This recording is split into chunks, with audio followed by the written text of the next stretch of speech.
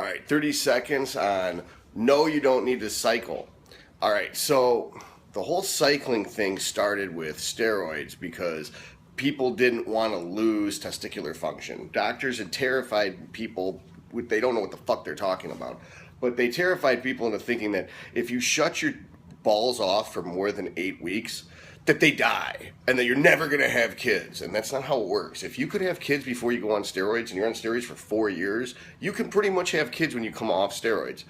You don't even need a PCT.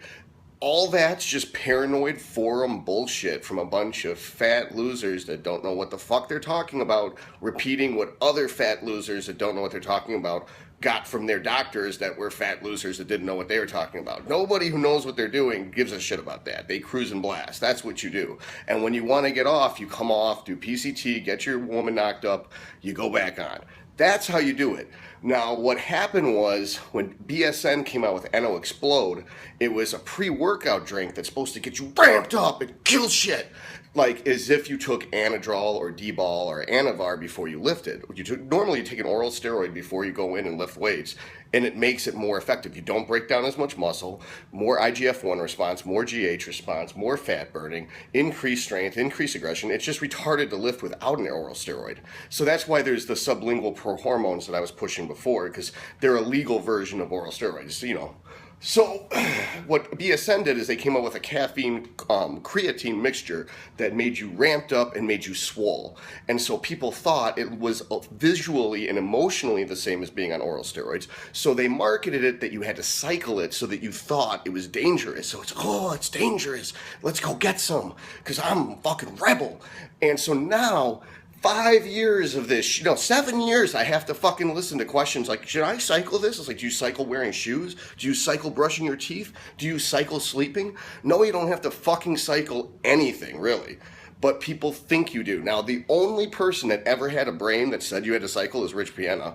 And his rationale is, if you're on something for a while, your body adapts, it stops working.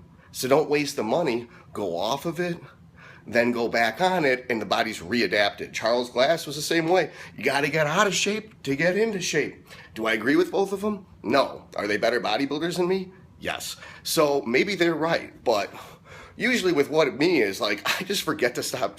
Oh, I forgot to take that shit for a couple months. I go back on it. I may or may not see an increase in anything. And that's about it. Like sometimes you go on stuff that's like a GH related thing. GH is really weak. The secretagogues are pretty weak too, but they're safer and cheaper than GH. So bottom line is, if you're taking something that is an exogenous hormone, it'll shut off the gland that makes the hormone. So there's a period of time before that gland kicks back in. If you're taking something that activates that gland, then as soon as you stop taking it, that gland still works. It just works the way it did before you went on it. So if you're used to let's say arbitrarily, your pituitary releases 1 unit of GH a day, and you go on GHRP6 and CJC1295, and your pituitary is releasing 4 or 5 in different pulses. And let's say it releases 2 in the morning, 2 before you lift, and 2 before bed, because that's when you inject the different peptides. That's a 6 units a day. Or you could just inject GH and have it sit in your system. That's going to shut off your pituitary, though, and there's other side effects. So what I'm saying is, if you stop taking the GH for a while, you're going to have 0 GH release from your pituitary. Whereas if you stop taking the peptides, you go back to your normal 1 unit a day production. Same thing with testosterone. If you take a natural testosterone booster, your balls make more testosterone. That's what it does. If you inject testosterone, your balls stop making testosterone. So it takes 4 weeks to 24 weeks for your balls to kick back in and start making testosterone again. So for that 4 to 24 week period, your dick doesn't work, your woman probably is going to leave you, and you're going to lose your gains. So that's why guys do PCT, to get their shit back turned on, if anyone's patient enough for that. Most guys, they just are like, okay, I'm going to blast with 1,000 tests, and I'm going to take 300 tren, and I'm going to take 100 Anadrol a day for 8 weeks.